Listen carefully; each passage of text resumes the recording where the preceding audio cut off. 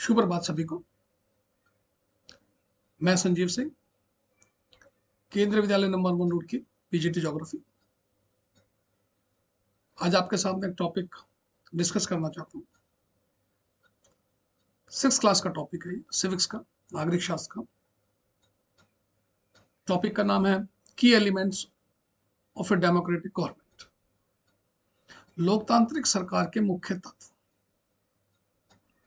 सबसे पहले हम जानने की कोशिश करेंगे कि लोकतंत्र क्या है, डेमोक्रेसी क्या है।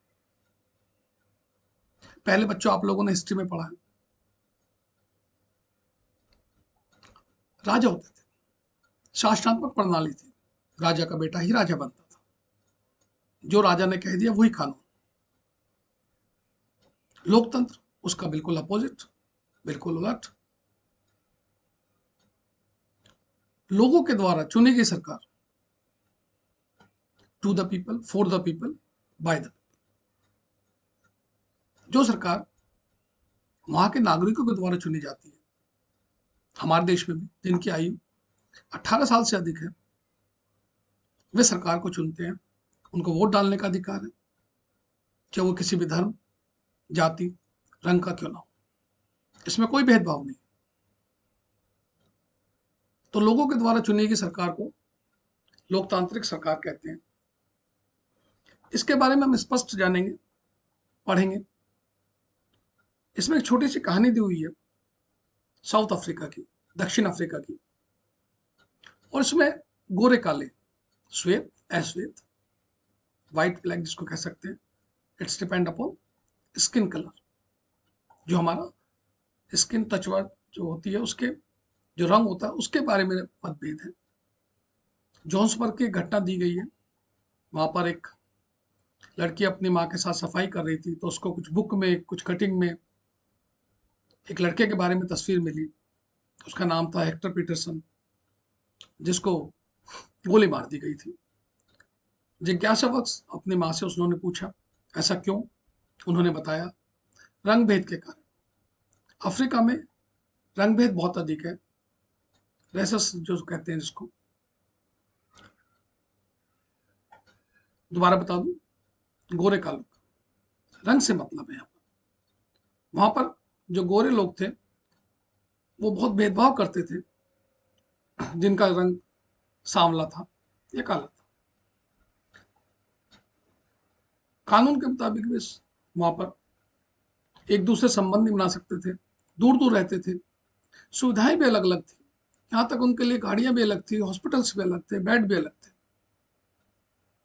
और उनको सबसे बड़ी बात है, वोट डालने का भी राइट नहीं था, अधिकार नहीं था। आप समझ सकते हैं उनकी स्थिति कैसी होगी। एग्रीकल्चर करने के लिए, खेती करने के लिए उनको सबसे घटिया जमीन दी जाती थी, जबकि श्वेत लोग अच्छी जमीन का इस्तेमाल करते थे। यही उनके साथ सबसे बड़ा भेदभाव था। वहीं का एक शहर की बात दी हुई है, जहां पर स्वेटो एक शहर, जहां पर अश्वेत लोग रहते थे। हेक्टर पीटरसन के बारे में बताया कि अफ्रीकन भाषा बोलते थे, और उन पर या अन्य विद्यार्थियों पर इस भाषा को सीखने पर जोर डाला जाता था। ये अफ्रीकन जो सीखने का विरोध कर रहे थे, और इसी में उस लड़के को बेरहमी से पीटा गया, गोलियां बरसाई गई, और गोलियां उस एक्टर को लगी। और जिसमें 16 जून 1976 की घटना है, जिसमें वो मारा गया। आपने नेशनल मंडेला जी का नाम जरूर सुना होगा। इन्होंने बहुत संघर्ष किया, लंबा संघर्ष किया, जेल में भी रहे, और 1994 में उन्हें सफलता मिली कि अफ्रीका भी एक लोकतांत्रिक देश बन सका। इस रंग भेद का के कारण भी हमारे जो राष्ट्रपिता महात्मा गांधी है, जब वो साउथ अफ्रीका गए थे, उन्होंने भी इस चीज को देखा था। उनके साथ भी घटना हुई थी। उन्हें भी उस बोगी से उतार दिया गया था, फर्स्ट क्लास का टिकट होते हुए, जिसमें यात्रा कर रहे थे। कहा गया ये गोरों के लिए, आपके लिए नहीं है। तो ये सब घटनाएं हैं जो लोकतंत्र में दूर होती हैं। ये एक छोटा सा एग्जाम्पल था रंग भेद का। इसके अलावा इसमें जितनी बातें आती हैं डेमोक्रेटिक गवर्नमेंट में, वर्किंग है, इन्फ्लुएंस है, वो स्टार्टिंग में दिया हुआ है क्या? भागीदारी, हमारी पार्टिसिपेशन है, हमारी समस्याएं, उनका समाधान है, उनका हमें न्याय मिले, उनके लिए कानून बने, इसलिए लोकतंत्र का गठन किया गया। हमारे देश में भी लोकतांत्रिक सरकार है, केंद्र सरकार, राज्य सरकार, लोकल गवर्नमेंट भी। इसके 3 पार्ट होते हैं, केंद्र सरकार, राज्य सरकार और स्थानीय सरकार। हर एक स्तर पर हमारी भागीदारी है। गांव में भी प्रधान के, प्रमुखी के चुनाव होते हैं, अगर नया पंचायत, ग्राम पंचायत के चुनाव होते हैं, उसमें भी नागरिक वोट डालते हैं। ऐसे ही राज्य सरकार में भी और केंद्र सरकार में वोट डालने की पड़ता है, और वोट के द्वारा ही हमारी सरकार चुनी जाती है, जो हमारे लिए वर्क करती है, हमारी समस्याओं का समाधान करती है। हम अपना प्रतिनिधि चुनते हैं और उनके सामने अपनी जरूरत या अपनी मांगे रखते हैं। सरकार को एक निश्चित समय के चुना जाता है। हमारे देश में सरकार का कार्यकाल 5 साल है। हर 5 साल बाद आम चुनाव होते हैं। यही प्रक्रिया चलती है। लोग दोबारा फिर सरकार चुनते हैं, और जिस सरकार के ज्यादा प्रतिनिधित्व होंगे वो सत्ता में रहती है, बाकी लोग अपोजिशन में होती है, और सरकार अपना कार्य करती है। सरकार अपने 5 साल के इस कार्यकाल में निर्णय और नीतियां बनाती है, कुछ पॉलिसीज बनाती है, लोगों की भलाई के लिए कार्य करती है। कहीं पर आपदा आ जाए, कोई संकट आ जाए, उसके लिए कार्य करती है। जैसे आप आज की तारीख में देख रहे हैं, कोविड-19 में हमारी केंद्र सरकार, राज्य सरकार, लोगों को सभी वो सहायता दी जा रही है जो उनको जरूरत में चाहिए। इसके अलावा एक शब्द और आता है, अगर हमें चीज नहीं मिलती है, सपोज करो, तो हम उसकी आलोचना भी कर सकते हैं। इसी में एक एग्जाम्पल दिया हुआ है, अगस्त 2005 का। सरकार ने बिजली का बिल बढ़ाया, लोगों ने उसका विरोध किया, जुलूस निकाले, सिग्नेचर अभियान चलाए। सरकार ने कुछ तर्क दिए, सरकार लोगों को समझाने की कोशिश करी, लेकिन बाद में सरकार को मानना पड़ा, और इलेक्ट्रिसिटी के जो दाम थे, जो बिजली के जो दाम थे, वो घटाने पड़े। तो हम अपने हड़ताल, जुलूस या अभियान के द्वारा, प्रोटेस्ट के द्वारा भी अपनी बातें रख सकते हैं, जो न्याय संगत नहीं लगती है। लेकिन प्रोटेस्ट, जुलूस निकालने का भी 2 तरीके हैं, एक शांतिपूर्ण तरीके से, और कई बार आप हिंसा का रूप भी देखते हैं। तो हमें शांतिपूर्ण तरीके से ही अपने आंदोलन को आगे चलाना चाहिए। इसी तरह लोगों के लिए सभी वर्गों को मौका मिलना चाहिए, सभी की भागीदारी होनी चाहिए। हमारे देश के संविधान में सब है, दलित है, आदिवासी है, अल्पसंख्यक है, उन सभी के लिए सभी सुविधाएं हैं। समय समय पर आंदोलन होते हैं, हिंसात्मक रूप भी लेते हैं। अगर हम देश के कार्य में अलर्ट रहेंगे, सजग रहेंगे, रुचि लेंगे, तो सरकार मजबूत होती है, कार्य भी अच्छे होते हैं। आपने देखा होगा, हम स्कूल में बच्चों के साथ कैंपेन निकालते हैं, जुलूस निकालते हैं, कभी वन संरक्षण पर, कभी जल बचाने पर, अन्य तरीके से। तो जहां से भी ये लोग जाते हैं, बच्चे जाते हैं, लोग देखते हैं क्यों निकाल रहे हैं, तो उससे कुछ इफेक्ट पड़ता है, फर्क पड़ता है, प्रभाव पड़ता है।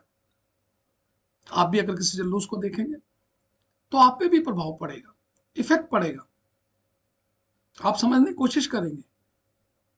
और ये सब चीजें हमें किससे मिलती है? ये देखिए, इसमें लिखा, अखबार, पत्रिकाएं, टेलीविजन, मीडिया। आजकल का मीडिया बहुत तेज है, तकनीकी, हमारे पास टेक्नोलॉजी इतनी अच्छी है, हमें नेट के द्वारा सेकंडों की खबर मिल जाती है, हर जगह की हम न्यूज़ देख सकते हैं। तो मीडिया का बहुत बड़ा रोल है। हम ये सब देखते हैं, पढ़ते हैं, विवादों का समाधान भी होता है। अब हमारे देश में विवादों के समाधान के लिए कई बार क्या होता है, अलग अलग जाति धर्म क्षेत्र के मानने वाले लोग हैं, तालमेल नहीं बैठता है, तो सरकार का कर्तव्य है वो तालमेल बैठाए, विवादों का निपटारा करे।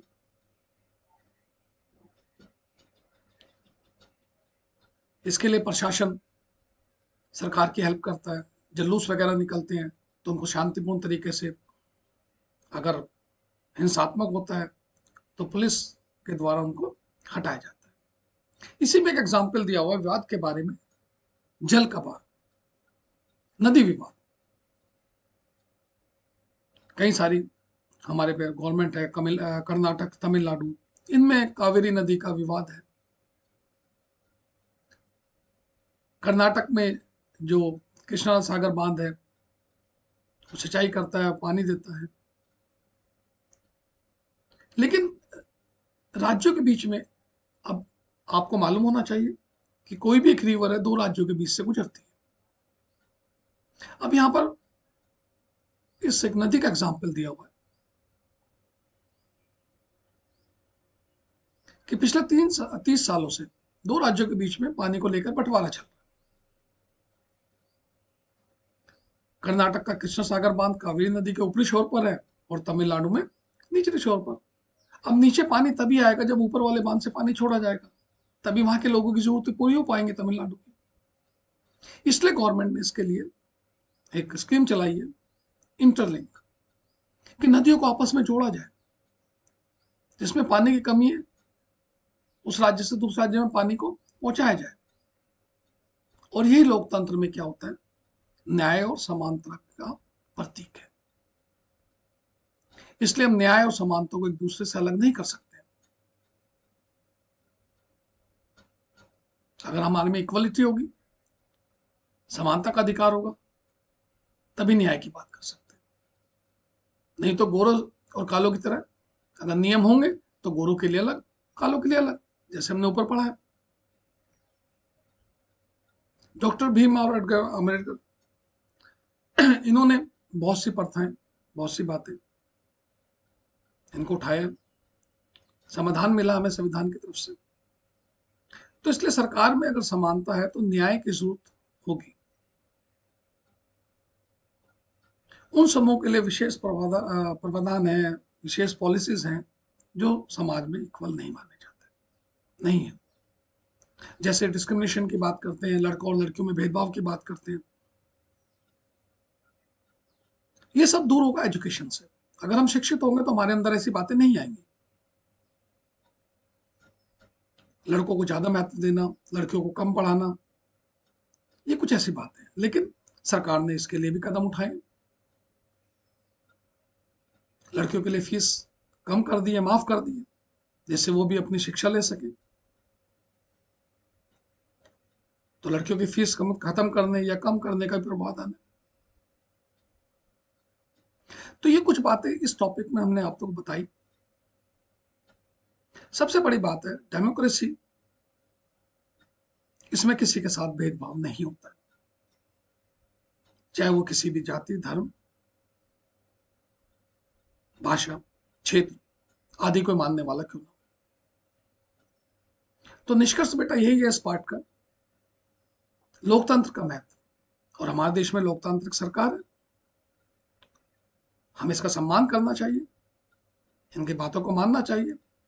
जो भी बातें हमें ठीक नहीं लगती उसका विरोध हम कर सकते हैं, लेकिन शांतिपूर्ण तरीके से। तो आपको इस टॉपिक में कुछ बातें समझ में आ गई होगी। सुनने के लिए आप सभी का धन्यवाद।